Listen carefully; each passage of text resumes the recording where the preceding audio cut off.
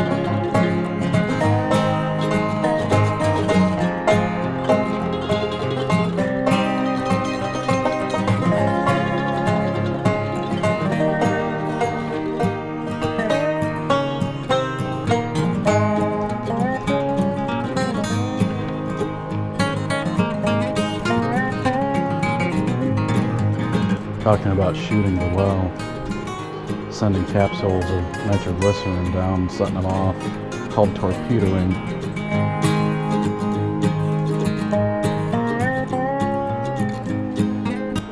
A lot of folks died doing that.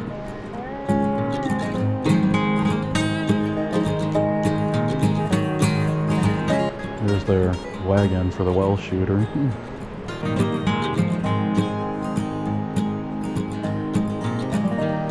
Diorama is cool.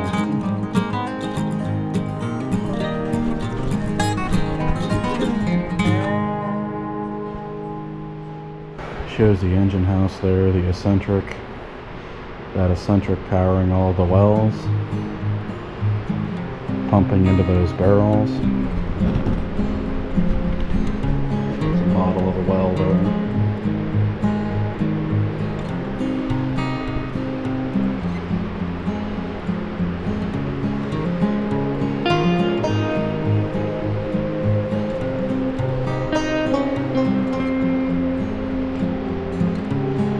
Shop for the folks making the barrels and some of their machines.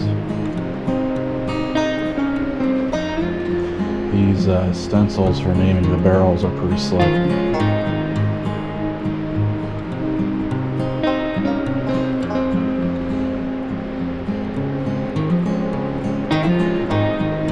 Quaker State.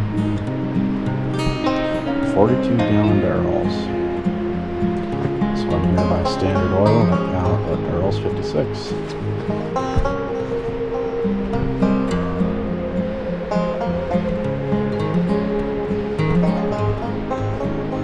Nice steam engine.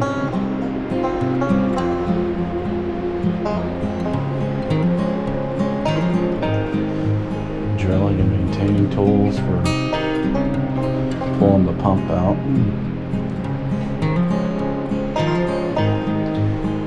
How horizontal drilling is accomplished.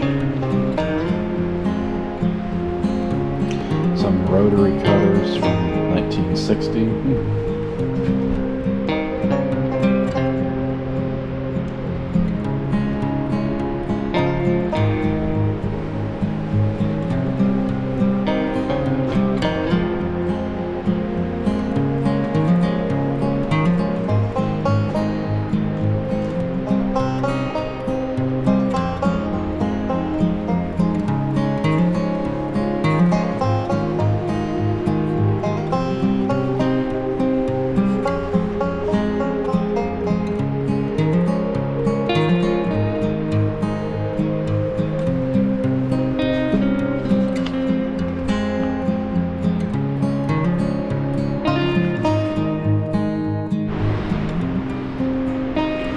Before the railroad came through, they were taking the oil down the creek in barges, and they had plenty of issues with barge wrecks and breaking and hitting bridges, and of course floods or even low water conditions. This diorama is depicting that.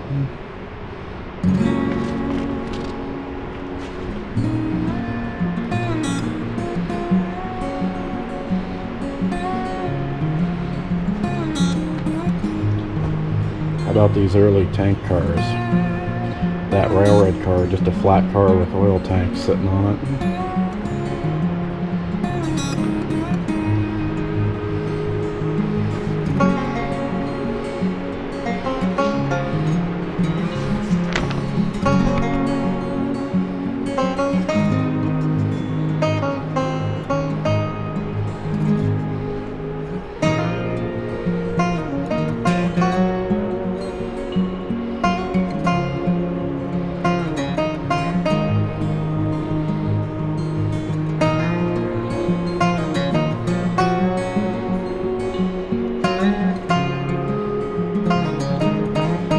Price of oil over the years.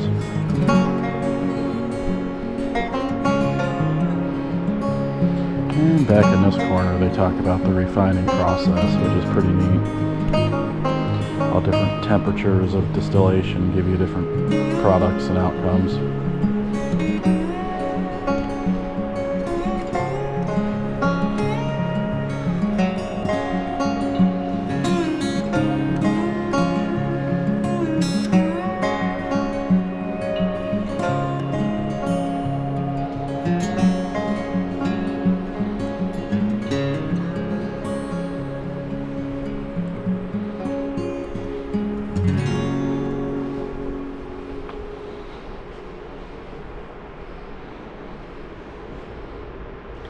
Old oil truck.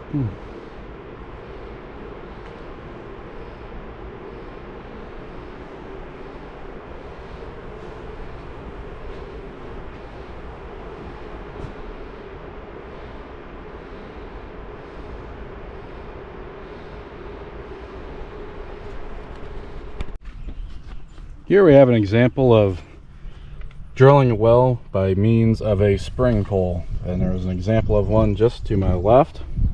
The 19th century salt well rigs used percussion drilling to chip through underground sandstone and were easily adapted to finding oil. The iron bit suspended from a timber sapling called a spring pole can be repeatedly raised and dropped into the well using leg power. Drillers could kick down a well at the rate of 3 feet a day, so you most certainly were not going very far with this. But you can see the spring pole there, the well in the center of the frame, and you quite literally come over here, and if I can get my size 12 down on the foot of that rope, all you have to do is pull down on it, and you can see the bit hitting down on the bottom of that well, which is just for demonstration purposes, so it's not very deep, and you quite literally just start chipping away at the sandstone and the rock. So imagine doing this all day long. That would get to you. So having a steam engine or later on gasoline engines do the work for you, which was much nicer. So by 1920, this is the type of oil drilling rig that you had. We saw that spring pole example earlier. This version was made by Standard Steel drilling rig. By 1900, iron and steel derricks were the standard in the industry because they supported heavier tools, could drill deeper, and were available from industry supply catalogs. This California style steel rig used cable tool percussion drilling method to reach a depth of 10,000 feet and was considered semi-portable because it could be moved to a new well site and reconstructed in several days. We'll walk inside of that building there in just a minute. Of course, we see the stationary boiler outside.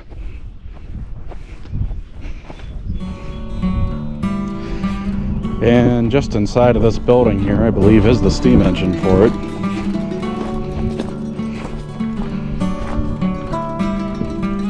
Indeed, there it is. It's a square engine, 16 by 16, 16-inch stroke, 16-inch bore. It's out of the weather, doesn't seem to be in horrible shape. With a massive belt drive to the actual drilling rig.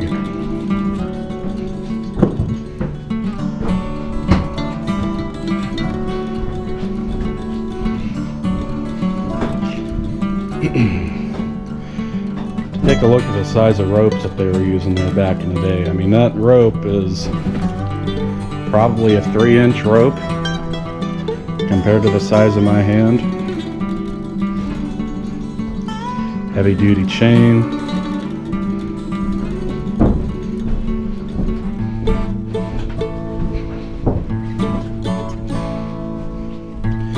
Out to your drilling site.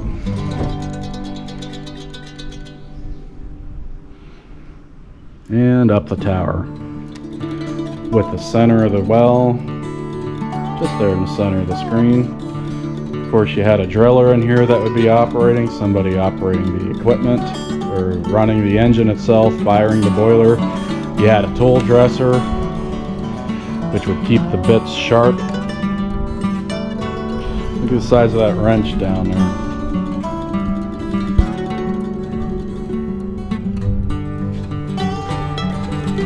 Wooden pulleys, cable reel over here.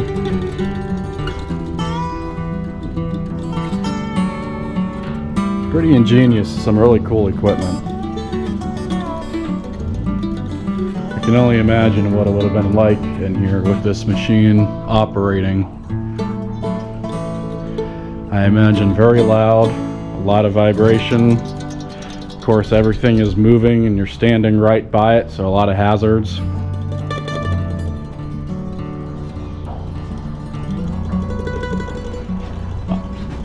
On to the next one. So long before oil was needed for kerosene, and then later on gasoline for vehicles, and later with the introduction of plastics, oil was used for medicinal purposes. And in fact, I think it was actually consumed similar as you would a cough syrup today. And the Native Americans figured out, and for directional purposes, Drake's Well is just up that way, and we're still at the museum's grounds.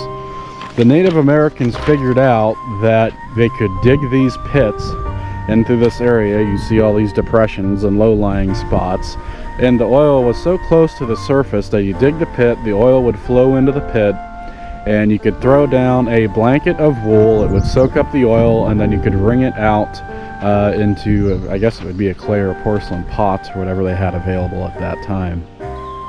So this is kind of neat. You know, you don't hear of many places where oil is flowing just from the ground naturally, unless you're Jed Clampett and the Beverly Hillbillies. A couple of other examples of early oil use before needed for kerosene to extend the day into the night. If you go back to the Bible, actually, Noah used oil on the exterior of the ark to help make it waterproof. I believe there is also a portion in Job where it mentions oil flowing from stone. So those are some of the, I guess, the earliest accounts of it in a written form.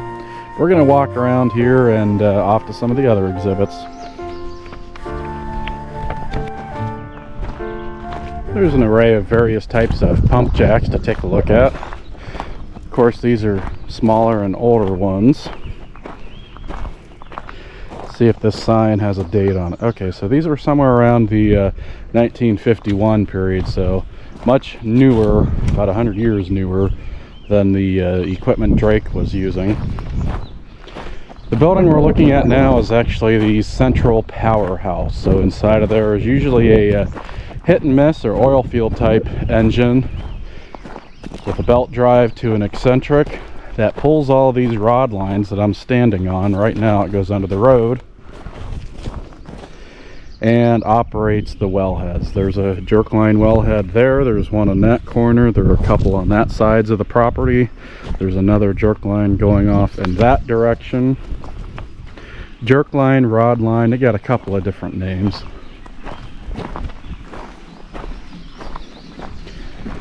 Unfortunately, the engine is not running today, but I do have some video from a prior visit that I will try to include.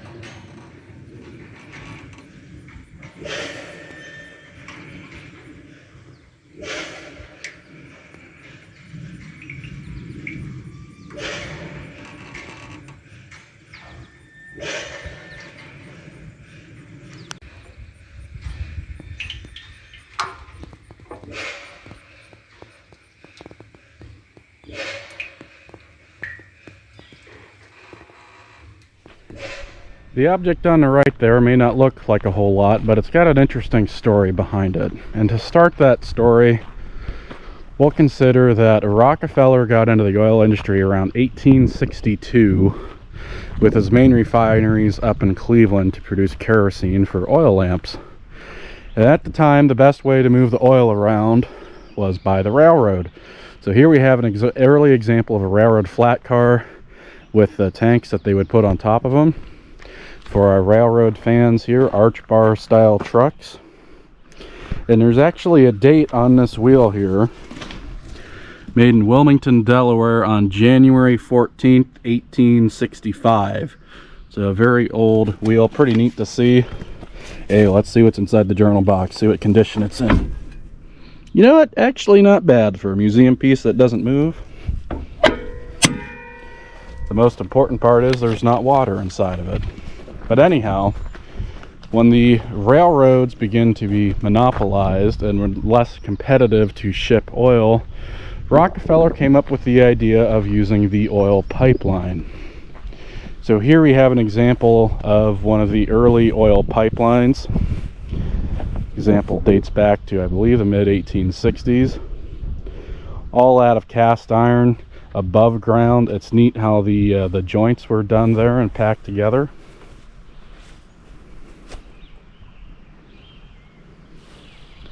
And to operate those pipelines, you needed a pump house, a way to push that oil over the hill and get it to where you wanted to go. So this example of the Silver Run pump station, 1896 to 1996, apparently it operated from. Steam engines began moving oil through pipelines in 1862, but by the 1890s, pumping stations such as this one were operated by natural gas engines rather than steam. Silver Run pump station here was part of Standard Oil's National Transit Pipeline, used a 10 horsepower Klein engine to push oil through pipelines to other stations or refineries. Both the pump and engine were manufactured in Oil City, 15 miles south of Titusville. Alright, let's take a look inside of Drake's Well, the actual pump house and building here. The steam engine is running today. although the operator may be on lunch break.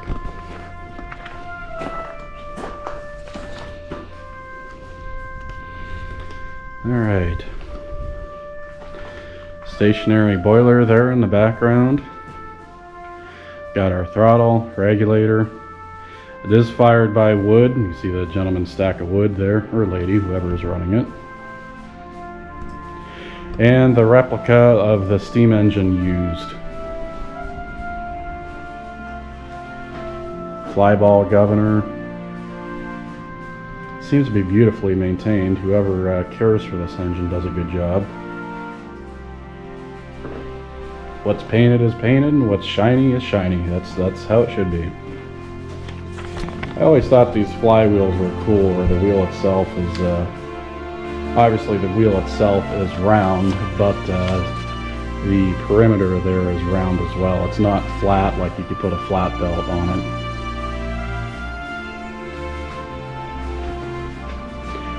And the engine powering the pump jack there, with the well in the ground right over here, with a barrel of oil. I'll hold off from that operator to get back from lunch, and we'll get a look at it running.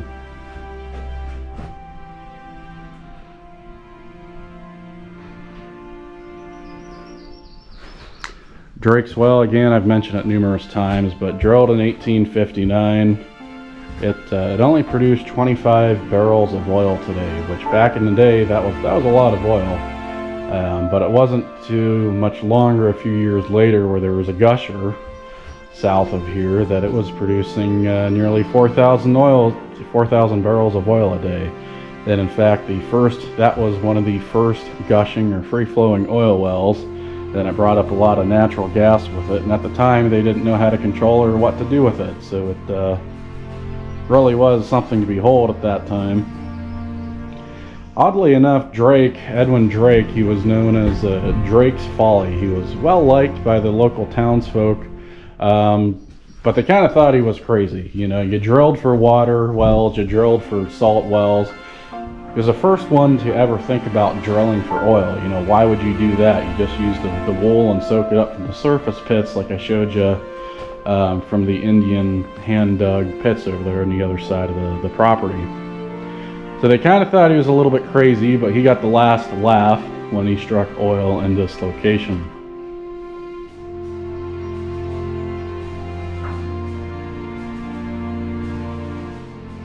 This well only produced for about 2 years, or 2 or 3 years. I believe by 1862 it was either not producing enough or just completely dry or pumping out only water.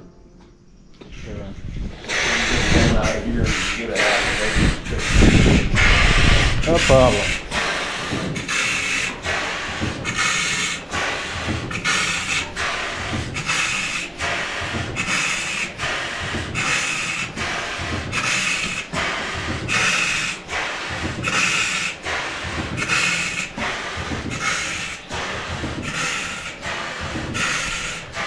Here's the well itself pumping over there. This is the speed they would have pumped at, about 52 RPM. Boiler in the background. This replica was made in the 1980s.